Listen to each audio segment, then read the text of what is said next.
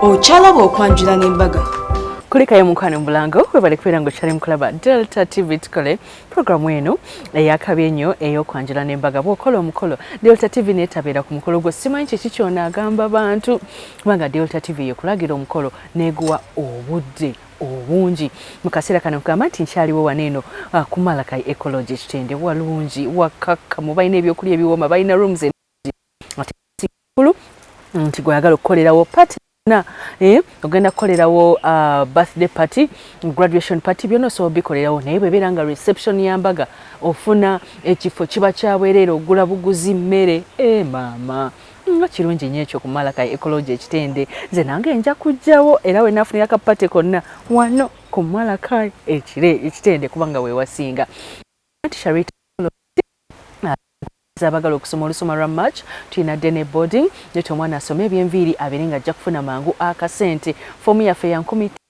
ate abaana batandika okusoma ebyenviiri kutandikira ku 5,000 ne 10 ojja ofuna kinyini kyeweetaaga oba abeere mudde oba boarding negamba nti ate twambaza n'abagole era ng'omukyala avuddeko twayambaza ababuuza bonna ne tumukolako n'enviiri wamu ne makeup twayita omukolako ne kukyala kwe kale no gawuni z'abagole weeziri ne changing dresses. Njovu Junior School jobo mwana asome era nga abanjovu Junior School bakolera ddala bulungi bayita bulungi abaana balya bulungi bambala bulungi basanyufu kisomero ddene ate nga n'abasomesa basomeseza ddala ogenda wali eri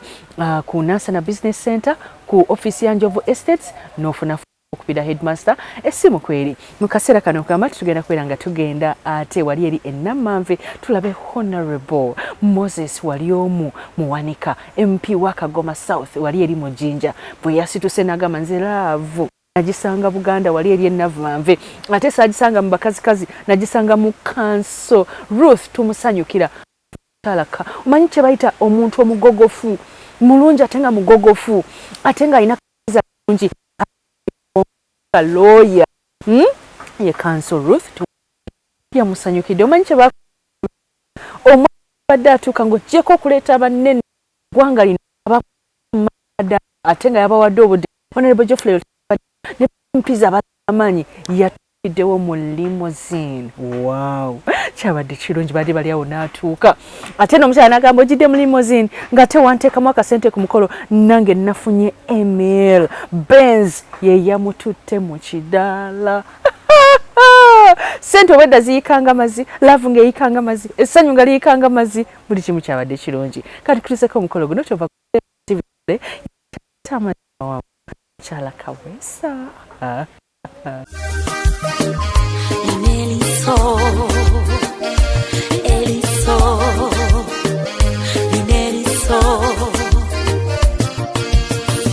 ebigere byange byantusa gyali ono bambi mwebale nnyo naye mbabuuza kimu mwali mulaga waja mutalaba krediti gye mwaliso bwe mmanye yakola ekyenjawulo teryaloba nerisiga neriroba omulunjono buli teryalaba nakifuna n'omutima gwange rabayo bwe kukkiriza neriso liso lyange wennyamba wawula tewannemba nondabira omutufu neriso kikwano kyange wennyamba liso nondabira omutufu namufuna omusajja gwenjagala n'olunaku lwe twasinkana naawe natandika okulukuza okumanya wali wange olaba ne jamu teyakukwata yali ntegeka ya Mungu wali watondebwa kuba wange kolwa ebiwala byabigula nga tobirabawo tunudde eno nga byayisa nga birumya nga bitiba biri baba nga naye gwe birumya nga tanyega ekikyo kiba kikyo nakikkiriza neriso liso lyange wennyamba wawula tewannemba nondabira omutufu neriso kikwano kyange wennyamba liso nondabira omutufu namufuna omusajja gwenjagala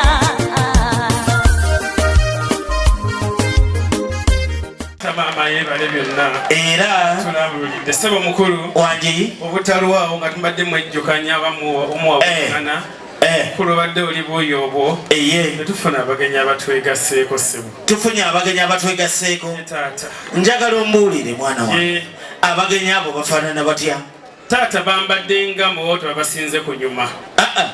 bambadde nga ffe yate tebabasinze ku nyuma wadde tebatusinze ku nyuma njagala ombuulire bo bambadde batya bwe baba nga tebatusinze ku nyuma taata bambadde nga abayiseeko emmengo era beefaananyiriza mmwe bw'oba tunuulira obulungi waliwo asolo byeri mu bwakabaka wa Kyabazinga ssebo taata mu Busoga byonna babigasse mukulu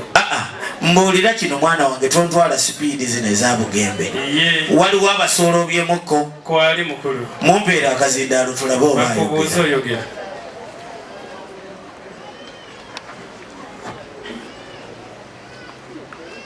sebo kitange omulonjeze oyo abanga ayogera tumukubire engalo eddoboozi tunaalunywanga nalyo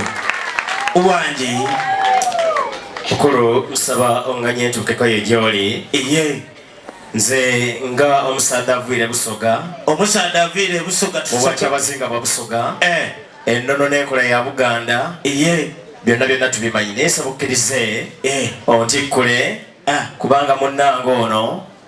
obwedda naye kimuzito oweredde kyotegeeza nti muyise n'ow'emmamba ow'omulujja muno Kizito ow'eno mu Busoga kati sooka omutuuse ku mufuubeeto wano mukubeko ebirozo ate mwana mulenzi oyo akutwale gy'olina okumutuusa abange ffe tukube engalo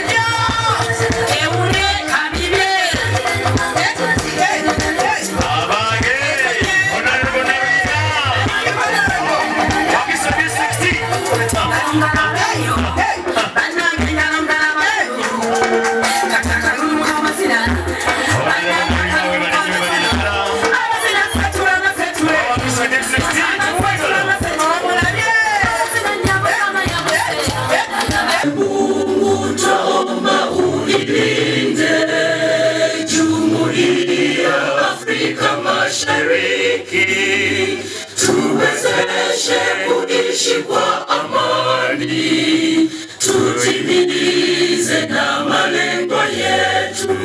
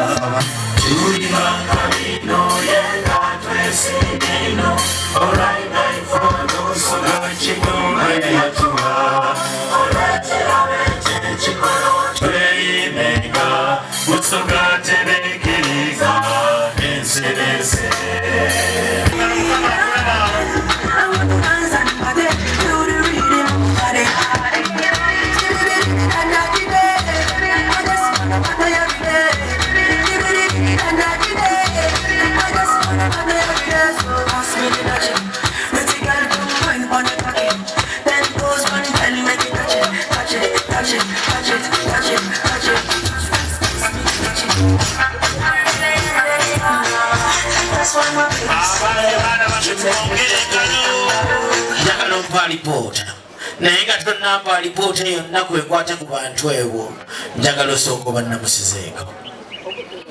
sanso kubala babasebo kale banyabo elabde basebo baamu nyoge tusibe kumbi sanso kubala babanyabo olowooza nno babitegeera bateeremu katusangayira okubabona koona b'enduulu ozo bw'obadde obabuuzaako basanze otya? Abalwadde bali fayini kati. Bonna bali fayini? Mulimu omu abadde kyate muyinyo wano tetulina ambulensi mpozi nga be bazze nazo. Kaakati taata olina omusawo gwe watendeka okusiingako nze era omulwadde oyo kogamba omutudde muli faalo from Kiruddu Tumulago Ruth clinic kati mpa oyo oba gwe tokyajjanjaba olifaalinga buli faalinze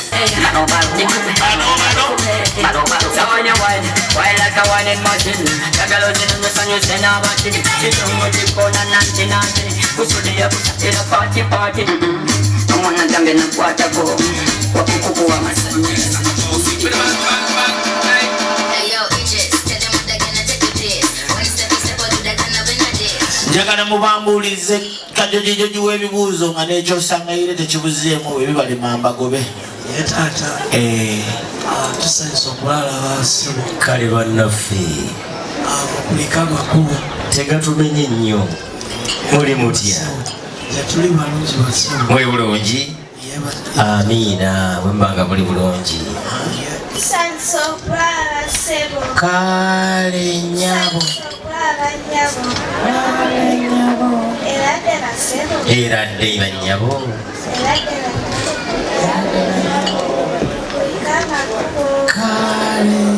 oyo muwala wange ababuuzaako akola munnera kyavudde akola oluguudo okufaana ku geto okutuuka eri era buli kyolaba kyetukoze wano okutuusa olujja luno okufaanana bwe luli wano amaanyi g'oyo abanga atakuba mu ngalo Katonda akulaba era ddala amulaba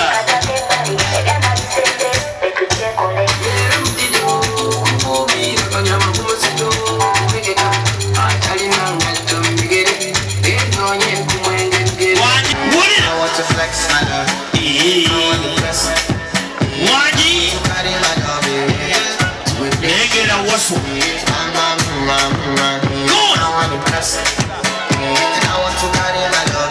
Kona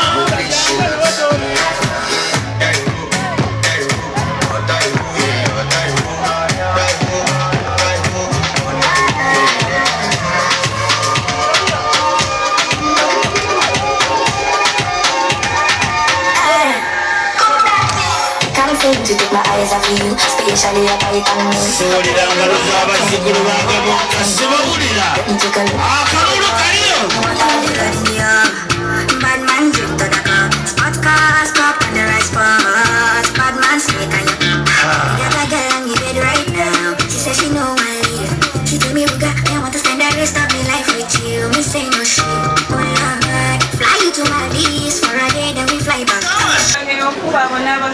Kale bannyabo sangeyo kubabona bannyabo erayire basebo erayire bannyabo abange ffe tukube engalo buli mutyaye tuliyo sibya mutya bannyabo mwisuuka enjira amiina tobakulisa makubo oba okusookera mu lusogo obaire otya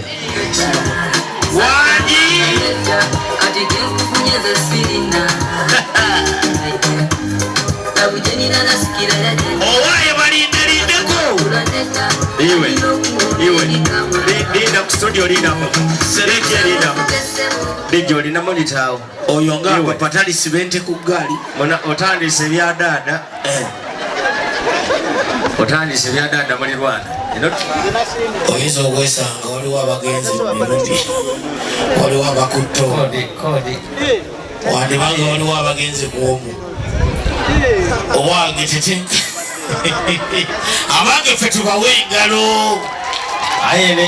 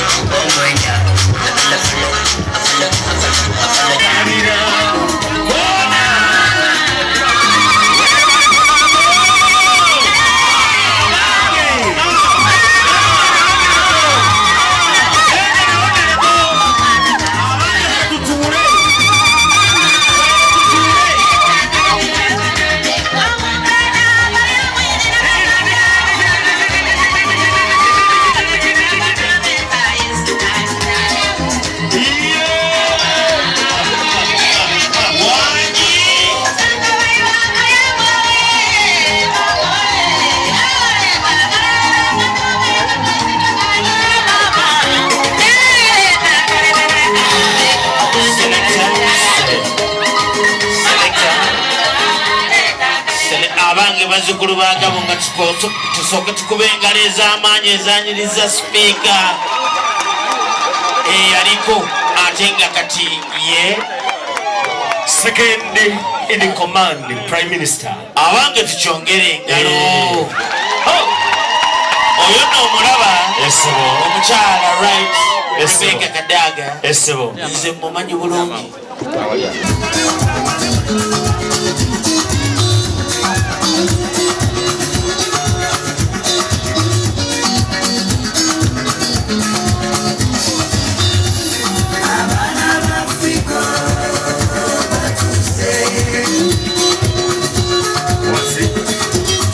tusanyusa okubalaba ssebo kale bassebo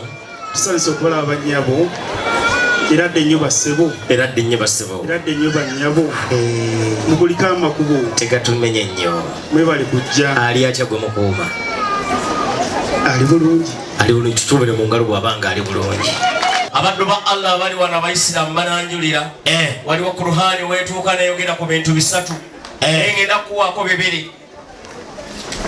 kuruhani mu surati gye neerabidde egamba nti omuntu yenna oteekeddwa okusaala swala n'ozimalayo okusazaamu swala okugjako nga kitaawe yakuyise ate nga za mutuntulina ensonga endala negamba nti omuntu yenna bwawezaaga emyaka gye egy'obukulu 18 egyesalirawo mpulira n'atambula mu nsi yonna n'azuula hakki ye weeri wallahi agendenga mu bakulu yeetoowaze abasabe hakki eyo emuwebwe nga watali nsonga ensonga enesi wano ya nsonga ya hakki abange omwana ono nsooke tumukubira engalo yandibanga ensonga yerimu eggombo sebo taata omulungi siikuliseeyo genda mu maaso nannyini nsonga eno yatulagira okujja wano olunaku lwaleero si mulala yesenga w'abaana asengeka ensonga mu lujja luno abange ffe tukube engalo kuba basenga tubayina yaŋŋambanga nti bw'olituuka awaali kampuni eyasigaza erinnya nti red paper osiŋŋaananga bakulu nga Rosajja ali batudde mu ntebe ali bamweru si mweru muddugavu si muddugavu. Kati nange njagala nkusalira okuli eggwaje essebo okusigale kuyonja essebo njagala okutegeeza ebigambo bino biriwa basenga b'abaana bonna batudde wano essebo gwe njagala osongemu omu bw'ati akujje ku ggwaje. Omanyi ekigambo okusonga kye kitegeeza kibi nnyo yaŋŋamba nti era bali ku kino otunulangamu bantu beno we bakubira engalo ez'amaanyi. Omwana oyo naffe tumwongere engalo. Okyalaba okwanjula n'embaga.